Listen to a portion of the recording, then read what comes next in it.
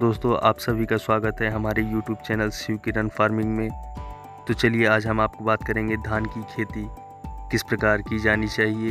तो पहले हम धान के बारे में जानेंगे। धान प्रदेश की प्रमुख फसल है। प्रदेश में चावल की औसत उपज में वृद्धि हो रही है और अन्य प्रदेशों की तुलना में बहुत कम है। इसकी उत्पादकता बढ़ाने की आवश्यकता है। यह तभी संभव हो सकता है जब सघन विधियों को ठीक प्रकार से अपनाया जाए। तो इसके आगे हम बात करेंगे जलवायु और भूमि कैसी होनी चाहिए।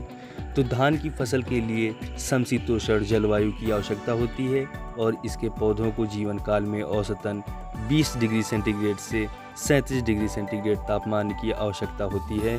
खेती के लिए मटियार एवं दोमट भूमि उपयुक्त मानी जाती है। इसके आगे हम बात करेंगे धान उन्नतशील प्रजातियों के बारे में। प्रदेश में धान की खेती असिंचित व सिंचित दशाओं में सीधी बुआई व रुपाई द्वारा की जाती है।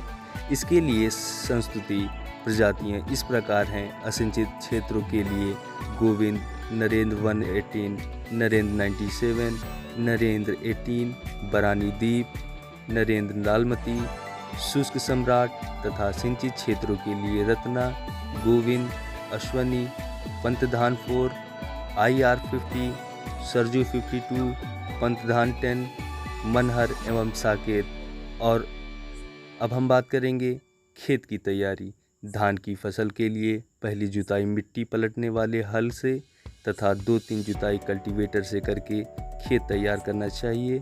साथ ही खेती के मजबूत मेड़बंदी करनी चाहिए जिससे कि वर्षा का पानी अधिक समय तक संचित किया जा सके तथा रोपाई के पूर्व खेत को पानी भरपूर जुताई कर दे और जुताई करते समय खेत को समतल कर लेना चाहिए। अब हम बात करेंगे बीज की मात्रा व बीज शोधन के बारे में।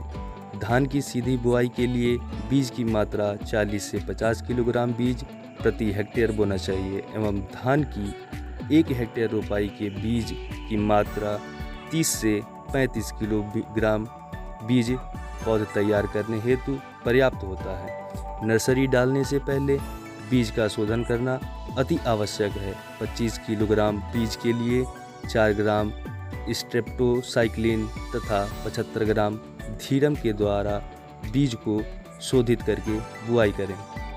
यह करने के बाद अब हम बात करेंगे पौध की तैयार। 1 हेक्टेयर खेत की रोपाई हेतु 30 से 35 किलोग्राम धान का बीज पौध तैयार करने हेतु पर्याप्त होता है। ट्राइकोडर्मा का एक छिड़काव 10 दिन के अंतर पर पौध पर कर देना चाहिए। बुआई के 10-15 दिन के बाद पौध पर कीटनाशक व फफूंदीनाशक का छिड़काव करना चाहिए जिससे कोई कीट व रोग न लग सके। पौध वाले खेत में कड़ी धूप होने पर पानी निकाल देना चाहिए जिससे कि पौध गलन ना हो सके। सिंचाई शाम के समय 3 बजे के बाद करना चाहिए जिससे कि रात भर में पानी खेत में सूख जाए।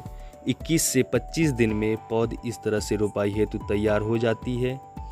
1 हेक्टेयर पौध नर्सरी में 15 हेक्टेयर की रोपाई की जा सकती है। अब हम बात करेंगे पौध की रोपाई के बारे में। धान की रोपाई का उपयुक्त समय जून के तीसरे सप्ताह से जुलाई के तीसरे सप्ताह के मध्य अवश्य करनी चाहिए। इसके लिए धान की 21 से 25 दिन की तैयार पौध की रोपाई उपयुक्त होती है। धान रोपाई के लिए पंक्तियों से पंक्तियों की दूरी 20 सेंटीमीटर और पौधे से पौधे की दूरी 10 सेंटीमीटर तथा एक स्थान पर 2 से 3 पौध लगाना चाहिए। उसके बाद बात करेंगे हम खाद और उर्वरक का प्रयोग। धान की अच्छी उपज के लिए खेत में आखिरी जुताई के समय 100 से 150 कुंतल के हेक्टेयर गोबर की सड़ी खाद खेत में मिलाते हैं तथा उर्वरक में 120 किलोग्राम नाइट्रोजन, 60 किलोग्राम फास्फोरस एवं 60 किलोग्राम पोटास तत्व के रूप में प्रयोग करते हैं। नाइट्रोजन के अधिक मात्रा फास्फोरस तथा पोटास की पूरी मात्रा खेत तैयार करते समय देते हैं तथा आधी मात्रा नाइट्रोजन को टॉप ड्रेसिंग के रूप में देनी चाहिए। उसके बाद हम बात करेंगे सिंचाई प्रबंधन के बारे में। धान की फसलों में सबसे अधिक पानी की आवश्यकता पड़ती है। फसल को कुछ विशेष अवस्थाओं में रोपाई के बाद 1 सप्ताह तक कल्ले फूटने वाली, बाली निकलने, फूल निकलने तथा दाना भरते समय खेत में पानी बना रहना अति आवश्यक है। अब हम बात करेंगे खरपतवार का नियंत्रण कैसे करें। धान की फसल में खरपतवार नष्ट करने के लिए खुरपी या पैडी वीडर का प्रयोग करते हैं एवं रसायन विधि से खरपतवार नियंत्रण के लिए रोपाई के 3-4 दिन के अंदर पेंडिमेथलिन 30 EC की 3.3 लीटर मात्रा का प्रति हेक्टेयर की दर से 700 से 800 लीटर पानी में मिलाकर खेत में प्रयोग करने से खरपतवार का नियंत्रण अच्छी तरह होता है। अब हम बात करेंगे धान की फसल में रोग, उनका उपचार या उनका नियंत्रण के बारे में। तो पहली बात यह है, धान की फसल में लगने वाले प्रमुख रोग सफ़ेद रोग, विषाणु झुलसा, शीत झुलसा, भूरा धब्बा, जीवाणुधारी, झोंका, खैरा इत्यादि हैं। इन सभी के प्रबंधन के लिए निम्न बातों का ध्यान रखना अति आवश्यक है। गर्मी की जुताई तथा मेड़ों की छटाई करते हुए घास की सफाई करना अति आवश्यक है। दूसरी बात, समय समय पर रोग प्रतिरोधी सहिष्णु प्रजातियों के मानक बीजों की बुआई करनी चाहिए। तीसरी बात, बीज शोधन करके ही नर्सरी में बुआई बीज की करनी चाहिए। चौथी बात, बीज को 3 ग्राम थीरम प्रति किलोग्राम बीज को उपचारित करके बुआई करनी चाहिए। पांचवी बात, बीज को 150 ग्राम के साथ 150 ग्राम कार्बेंडाजिम से प्रति किलोग्राम बीज उपचारित करना चाहिए। छठी बात, झुलसा की समस्या वाले क्षेत्रों में 25 किलोग्राम बीज के लिए 38 ग्राम MEMC तथा 4 ग्राम स्ट्रेप्टोसाइक्लिन को 45 लीटर पानी में बीज को रात भर भिगो दें और छाया में सुखाकर नर्सरी में बुआई करनी चाहिए। इसके पश्चात सातवीं बात जो है, 5 किलोग्राम जिंक सल्फेट को 20 किलोग्राम यूरिया 1000 लीटर पानी में घोलकर छिड़काव करना चाहिए। इसके बाद 5 किलोग्राम फेरस सल्फेट की 20 किलोग्राम यूरिया के साथ 800 लीटर पानी में घोलकर छिड़काव करना चाहिए। क्षेत्र के अनुसार प्रजातियों की बुआई करके पौधरोपण करना चाहिए। नवा और आखिरी, बीज शोधन 250 किलोग्राम प्रति हेक्टेयर ट्राइकोडर्मा के साथ 60 से 80 किलोग्राम गोबर की खाद से भूमि शोधन आखिरी जुताई में मिलाकर करना चाहिए। अब हम बात करते हैं धान की फसल में कीट और उसका नियंत्रण। धान की फसल में लगने वाले प्रमुख कीट जैसे दीमक, पत्ती लपेटक कीट, गंधी बग, सैनिक कीट तथा बेथक आदि लगते हैं। इन सब के नियंत्रण के लिए पहला गर्मी की जुताई तथा मेड़ों की छटाई एवं घास की सफाई कर देना चाहिए। दूसरा, फसल के खरपतवारों से मुक्त रखें। तीसरा, अगेती एवं समय से पौध डालकर तैयार पौध की रोपाई करें।